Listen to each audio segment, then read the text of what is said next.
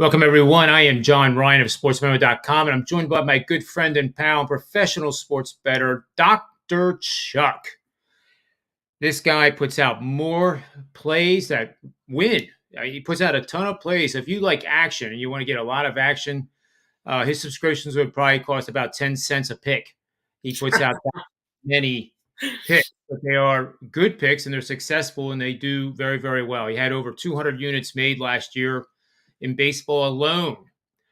So we are running. We are the subs today. Well, I guess I'm the sub. You're the right. I popped in too. That's right. We're both subs. I guess it's being like a relief pitcher. Hey, like you're a relief pitcher coming out of the Phillies. We're kind of regulars on the show, so I'm not sure if we're ever subs. But yeah. Oh, that's a good point. Yeah, and I'm a host, for God's sake. Right, exactly. It's not. Yeah, I mean, come on. I mean, would Joe Ranieri ever call himself a sub? No. He stepped in for Drew. No. You're absolutely right. But anyway, a sub, kind of is that. You're not a starter. You're a sub. But can you imagine coming out of that Phillies bullpen last Thursday when they were up 7-1 and gave up 7 runs to those Mets to lose the game at home? Girardi wasn't exactly tinkering. He was just kind of like, "Hey, Knebel, give him the beach balls." And that is one of our games. We're going to get. Let's just start with that game. Why don't we just start with the Philadelphia Phillies, who are now out west. I can't wait to hear what you have to say about the travel and any weather situations that could impact Seattle. Seattle's third in the American League West. They have been playing not so good of late. They have Chris Flexen on the hill, 1-4, but 1-4 with a 3.10 ERA. So I heard on a Philadelphia radio station this morning, Dr. Chuck, that it was recommended that this is a lock bet to bet on the Phillies. The Phillies have not won any of their last 5 series against divisional opponents. They are 0-4 for the season in series against divisional opponents. Obviously, this is an interleague game, but they have less wins than the Cincinnati Reds do in the month of March or month of May. How bad is that? I mean, you're kind of a Cincinnati guy. If you have less wins than the Reds, you should definitely never be favored. Things have gone incredibly south for the Reds. It's all the terrible things that we said once the lockout ended, and what they kind of did to the team has kind of come to fruition. So yeah, it's not anything that you're going to do with the Reds in comparison. When you can compare yourself to that, I think 03 Tigers team and that Manny Machado on an island Orioles team that I think both won something in the 40s. I think what they do, they would have lost more games in April than any other team, except they didn't start till the 7th, thank God.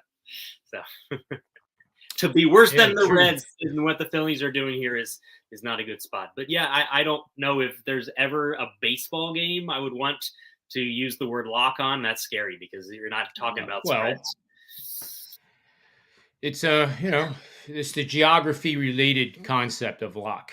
There is no such thing. We both know that, but to publicly say that with a starter, Ranger Suarez, who has great stuff, he's 2-1 on the season, but 4.63 ERA. Excuse me. And Seattle is a money line favorite, Dr. Chuck, minus 114. So why don't you take it away here? I'll give you the screen and the stage, and you give us the breakdown and where we should be putting our hard-earned money in this matchup, if at all. Yeah. So you mentioned Ranger. On the other side is Flexen. I think both are kind of underrated still. Not the marquee names on either staff. Seattle just is going to constantly be underrated, and so we talked about this on multiple times on the show. The fact that the Mariners, no matter what the Phillies are doing, they're still the Philadelphia Phillies. They still have the MVP on their team.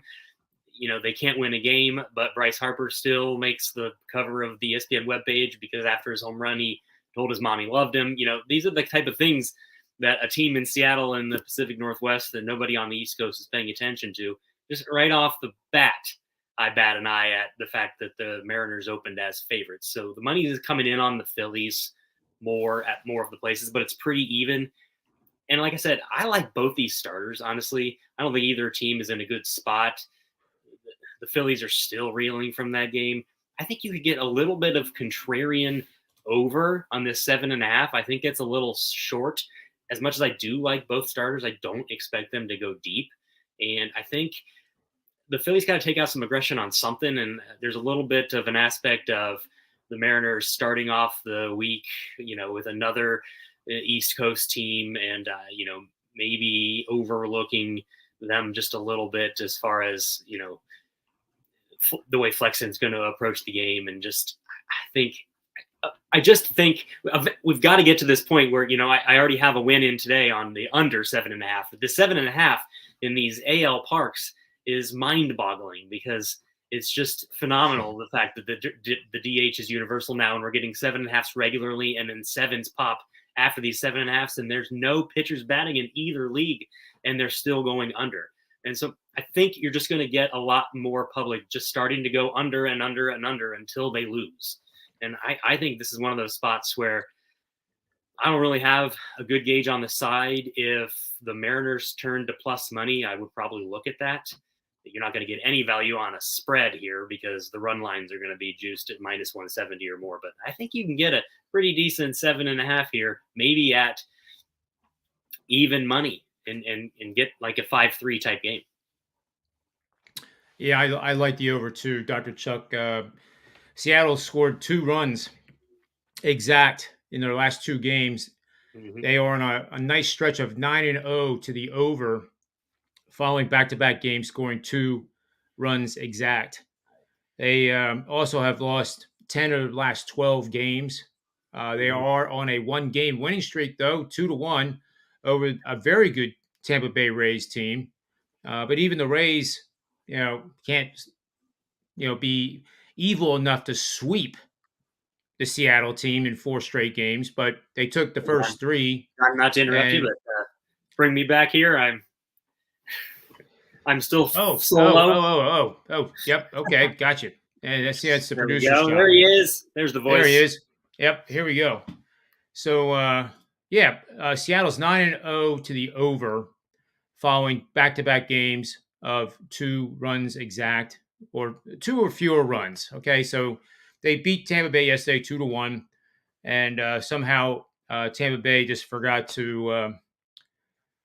I can't imagine Tampa Bay ever losing 2-1 to this team because they really aren't good. And the fact that they're favored, I think you highlighted it best. That's a sign right there that you really don't want to play the Phillies here. The Phillies score runs tonight. What's going to win? The over. And the Phillies have to score runs, the last I checked in this sport, to win a game. Mm-hmm. And they did these great moves to the bullpen in the offseason. But it just does not seem like the chemistry's there. I don't know what's up with the batting order. You have Kyle Schwarber. He's all over the place with that. The kid from the Reds. Castellanos. And then, of course, Harper. So you would think that, one of those guys being, Castellanos, I can't say his name, Castellanos, would offer him protection, much like in the movie 61, where Roger Maris got to bat third, and, he had to bat fourth to protect him. And maybe that helped get up to 61. But seriously, in this modern era of baseball, you got to have somebody behind Harper. I think they do have that, but they're so sporadic. Like the defense yesterday in that first game was absolutely incredible. Infield double plays were, it was almost like watching the St. Louis Cardinals, I suppose. But then you would think that they would show up with all kinds of momentum from that game 1 win over Max Scherzer, I might add, who ended his 24-game starting streak without a loss. Now, that is remarkable. What also is remarkable is that Yeah, right. And he's 13-1 team record at Citizens Bank Park, which is the home park of the Phillies. So it's only the second time a team that he has played for and a game that he started that they lost at Citizens Bank Park. So you would think that that would be really uplifting, right? And they would come out smoking in that second game, but they came out like it was like the first round of a an age group tournament. There was just no, it just didn't seem to be any pop, right? Maybe I'm watching the wrong channel, but that's my take on it. So how in the world are they going to get on a plane, even though the game started at 4:45, fly all the way to the West Coast, Chuck, get out? They probably went to bed about 4 in the morning, our time, Eastern Standard Time, to play a game tonight on the West Coast time. Uh, I don't know. I must be missing something, but I would not put any money on the Phillies the way they're playing right now. I would take the over and look for Seattle to look like the Los Angeles Dodgers tonight. Yeah, yeah. I think I think the winner of this game, just to back that further, I think the winner of this game needs 5 or 6. Yeah, and the team total for Seattle might be the play here for a best bet at the end of our show when we do that. But let's get off the Philly thing because it's a baseball, so I'm not allowed to whine about the ESPN leak of the MVP award, and it's not JE, and I'm kind of fed up with the Philly bats right now. So let's move on to Tampa Bay and two teams that I really do enjoy. The Tampa Bay Rays are taking on the Los Angeles Angels, and that means it's Mike Trout and Ohtani in the lineup. So, they are off to a very good start. Looking at this initial matchup, the Angels are 8 games over 500. And yes, they are in first place in the American League West, which was supposed to be not dominated by them. Not that they are dominating, but they are playing good baseball right now. And the Tampa Bay Rays are second in the dreaded American League East, which is, in my opinion, Chuck's always been the toughest division in baseball, and especially this year. Granted, you could have a mediocre Boston team, but how mediocre are they when they have to play Toronto, Tampa Bay, the Yankees? 19 times each. I mean, maybe Boston's not as bad as their record indicates because they've played so many divisional opponents, but Tampa Bay is Tampa Bay like they are every year. They're, they do the not the starter, but the reliever comes in, pitches an inning, and they have become very good at it. Jeffrey Springs gets to start tonight, 1-0 with an ERA of .93, going up against Noah Syndergaard, 2-1, ERA 2.63. He's off to a tremendous start. I wonder if the Mets actually feel bad that they didn't keep him. But hey, the Mets have Scherzer and a pretty good staff in their own right. Chuck, tell me where I should put this money that's burning a hole in my pocket so I can possibly make some. Oh, I have so many things I want to say to everything you said. So just quickly, I will start with the fact that, I love that we're having a Thor rejuvenation here. I'm sure that Steve Cohen, I don't think that was his complete deal, but I think that the Wheeler and the Syndergaard slough-offs and even the Steven Matz, I think it probably just makes them feel good that all these guys are looking great. Matz looks great, Wheeler looks great, Syndergaard looks great, and the Mets are better. It's just how it is. But so to your point, I don't know if it gets Alex Cora any sleep at night, but finishing fourth in the AL East is not the same as, you said. I don't know if I would say it's the best division because I really like that NL West, but it's, it kind of comes down to Padres kind of feel like the Red Sox and are the Rockies ever for real. So it's probably the AL East, yes. But, think of the teams like the Pirates are a fourth place finishing division team, and the Red Sox are not even close to in the realm of that kind of a team. So it doesn't make anybody make the playoffs, and I'm sure it doesn't keep anybody's job. But yeah, I mean, when you play those teams 19 times, it's hard as hell. So speaking of the Rays, they did come off that loss. And so, they have a motivation. They don't have a lot of travel staying on the West Coast. I like Jeffrey Springs a lot, putting him in the pitching rotation. I would, if you're going to take a side on this or a total, I would probably lean towards making sure you put Noah in your bet and maybe not the Rays, because you just never know what Cash is going to do. Springs is supposed to be, quote, what I read is he's, quote, added to the pitching rotation. Well, he's already got a start, but after his start, he then had someone open for him in his last outing. So if someone opens for him tonight, you don't want to have a dead nuts winner and then look and say, oh, well, Jeffrey Springs came in the second inning and I lost. So that's always a thing to look for when you have the Rays, is maybe get some action on the road team here. The Angels have 5 games this year where they were favored in the first game of a series. All 5 went under. The Rays, same situation. 3 of 4 went under. I talked about the overs and the unders, and one of the keys that I would tell anybody that's starting out in betting is make the under in all the major sports your best friend, because nobody that is just betting for fun wants to see an under. They especially don't want to see an under when Mike Trout and Shohei Ohtani are on one of the sides, and Anthony Rendon. I think this is a dead nut under. I love the under in this game. The combination of Springs, who might even just go 2 or 3 innings. There's no guarantee that added to the pitching rotation means he's doing anything longer than a third of the game, but the Rays are prepared for that in their offense. Wander Franco is everything that we had hoped, but they stink.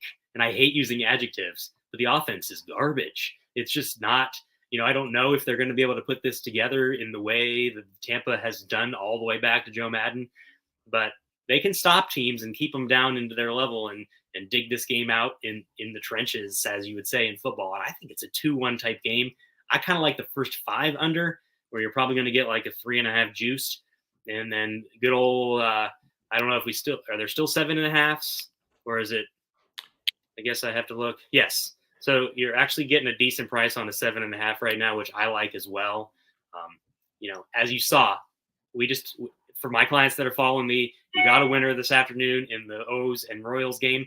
The Orioles scored 6 runs in 1 inning. We still cashed that ticket. So don't stress over some of these things. Syndergaard is amazing at limiting hard contact, and the Rays don't make a lot of hard contact anyway. Team total unders might be a good place to look here. It's hard to imagine the Rays doing a whole lot better than the 1 run they got yesterday. A lot of ways to tackle this, but under in various different ways is the way I go. Yeah, I like the breakdown, Dr. Chuck. I'm just going to mention a few things here. One of them is on the StatCast stuff. Noah Syndergaard was, not too long ago, was a strikeout pitcher, big time strikeout pitcher, and now he, is almost reinvented himself. He's still throwing 94, which is nowhere close to what he once threw, but launch angle average is 10.3 degrees, and that means that they're either hitting a line drive or a ground ball. Launch angle for optimal distance is 17.5 degrees, and his exit velocity is one of the best in a starting pitcher role. To your point about the openers that Tampa Bay uses, and that was a great point about Springer. If he's the second pitcher in, he can be listed as the starter because you use an opener, and openers don't get listed. So that's a great thing to be aware of before the game starts, and you can box accordingly your pitcher. To avoid that, I think you said it, you just put a box with Noah Syndergaard, and whoever Tampa starts, they start, and it doesn't affect your ticket, especially if you win. And if you don't do that, you could end up having a winning ticket that doesn't qualify because they, did a different opener type of style of format. But anyway, his strikeout percentage is down for the lowest it's been in his career. Only 14.6% of batters are going down to the strikeout, but he's walking only 5% of the batters. His expected slugging percentage ratio is 340, and hard hit percentage is pretty darn good at 36%. And that doesn't mean hard hit like as in a base hit. It means just hard hit like for a double play ball or something, or at a fielder, or in the gap that is run down by a center fielder. It doesn't necessarily mean that everything hard hit is a hit. Most of those 36% are hard hit outs, especially with Noah. So I like where Noah's at right now, and I think Tampa does struggle against him. And that's about all I have on that, Chuck. That's about all I have on that game. So I guess now we can go to our third game, which is, well, we already did that. There we go. The Marlins and the Oh yeah. Arizona Diamondbacks. Can you believe it? I think it was yesterday. I looked at the National League West standings, and every single team has a winning record. Maybe that's the toughest division in baseball. Mhm. No, that's not. No, I'm not ready to say that yet. But it is surprising that Colorado, Arizona are playing much better baseball than we thought they were going to, um, and are light years ahead of those Cincinnati Reds, who have 5 wins now, but have more wins than the Phillies do in the month of May. So don't forget that point. See, I can't stop talking about when I get frustrated with a team. I just can't stop. It's just I have to go to the therapist, I guess, and get a prescription of some kind. I can. But nevertheless, we have a pretty even matchup here. We have Hernandez is on the hill for the Marlins, one of the starters that in this team and roster of pitchers is one of the deepest and best in all of baseball, and the youngest for sure. Of course, it's not as good as the Dodgers are right now. You have to go back to 1973 now, Chuck, with the Oakland A's to have a staff that is putting up the numbers that the Dodgers pitching staff is doing right now. So that aside, the Marlins are a team that I think can be a 500 team by the end of the season. And they are a team that's only going to get better with more experience, more at bats, more starts. They're just going to get better. They have Sandy Alcantara to kind of anchor that whole rotation. And, Hernandez, whether he's going to be a permanent spot in the rotation, I don't know. But I think he'd probably be a good addition to their bullpen as well. Take it away, Dr. Chuck, and tell me where to put my money on this game. Yeah, well, that I've crapped on Hernandez just a little bit, but you brought up a good point. This is Donnie Baseball has himself some arms, man. I mean, we could sit here for the rest of the day and debate who's even his best, if it's Trevor or Sandy or Pablo. And Yep. you mentioned that maybe Leisure Hernandez isn't able to stay in this rotation, but Sisto is on the mend too. He's out, I think, most of this year, or maybe he's going to be able to make his return this year. But that would be your fourth starter, and he could be a first starter on teams at his potential level. And so this is a team.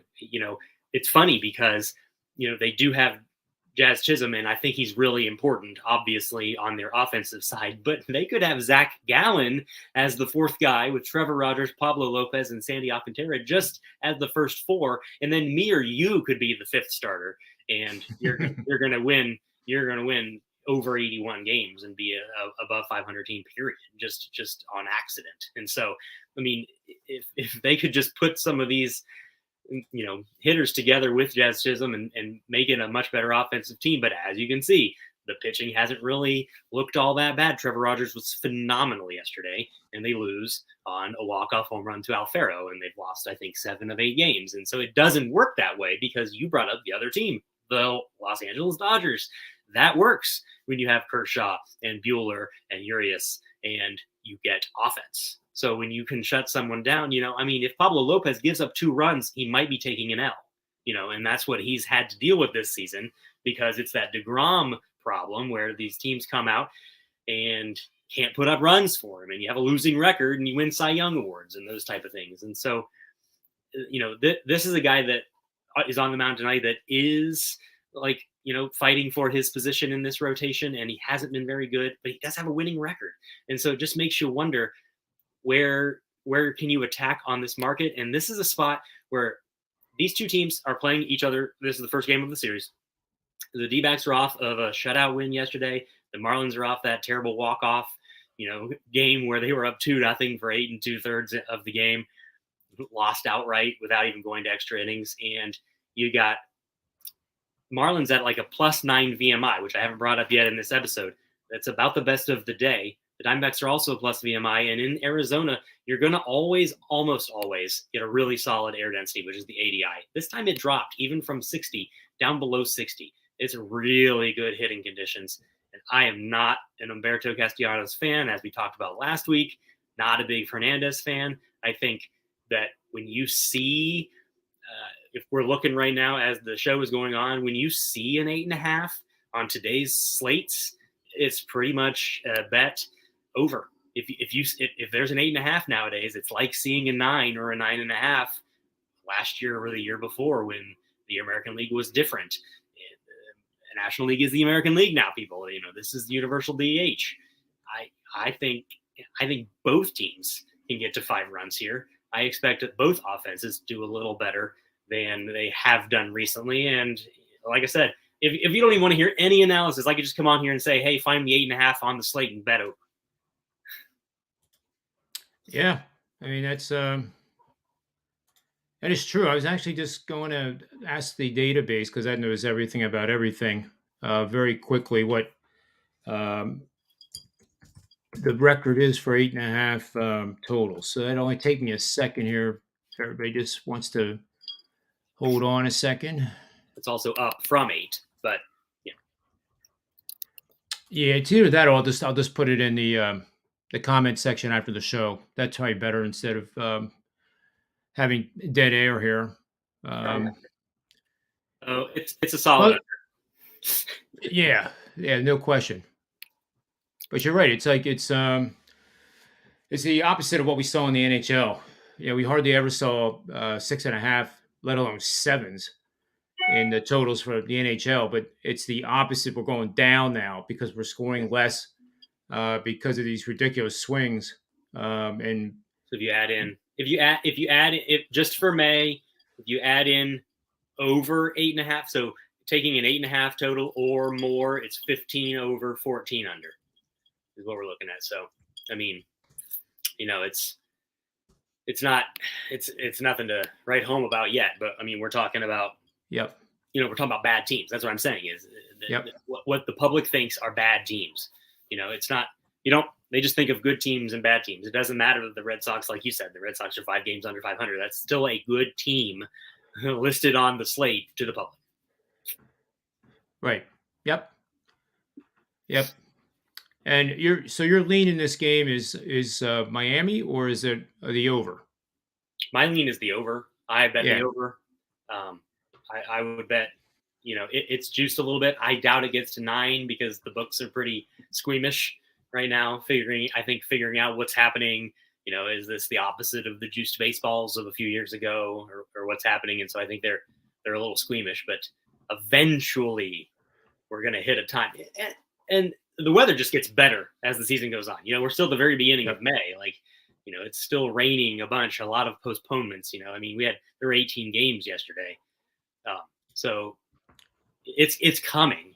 It's just, will we be able to attack it in time and make some money and grab some bags before it's corrected again?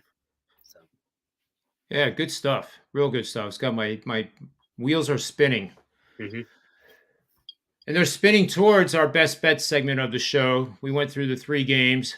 I'm going to stay away from doing any best bet involving the Philadelphia Phillies and the Seattle Mariners. However, I would take Seattle tonight as a bet, just to do a bet. Maybe not higher than a 2% amount. So we're talking a little bit more than pizza money. But again, here's the in-game strategies that I love. You have a matchup here that's kind of, you can make a case for the Phillies too, objectively. However, if you like Seattle but you're not really sure, wait to see if the Phillies score first. I mean, it's possible they may not score either, but I mean, if they score first, in all seriousness, then you got the in-game at Seattle at probably plus 135 or maybe even higher. Say Harper hits a 2-run homer in the first inning. He, for whatever reason, he's swinging pretty well right now, and he swung really well against Scherzer. And he's one of the few baseball batters that has, if you could ever have Scherzer's number, Harper seems to have it.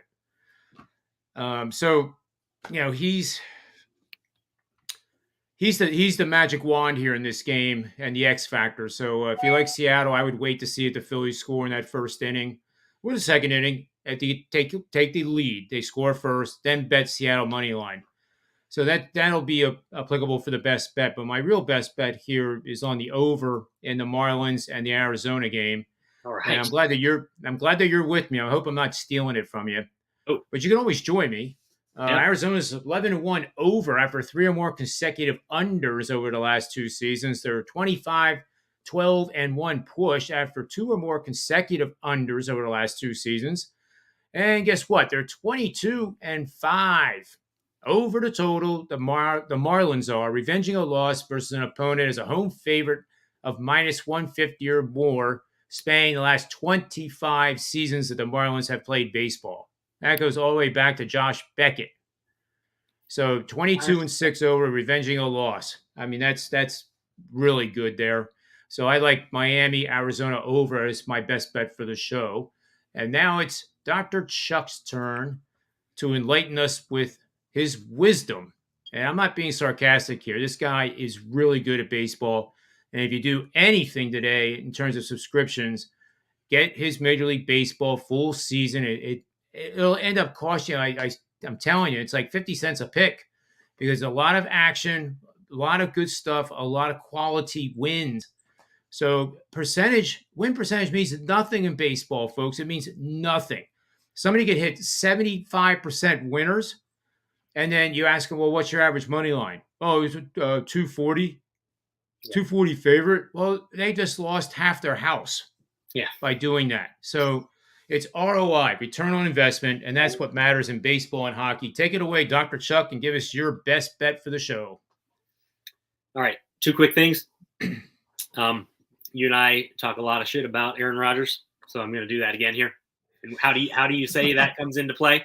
Comes into play with Nikola Jokic, who I like. He's a great player.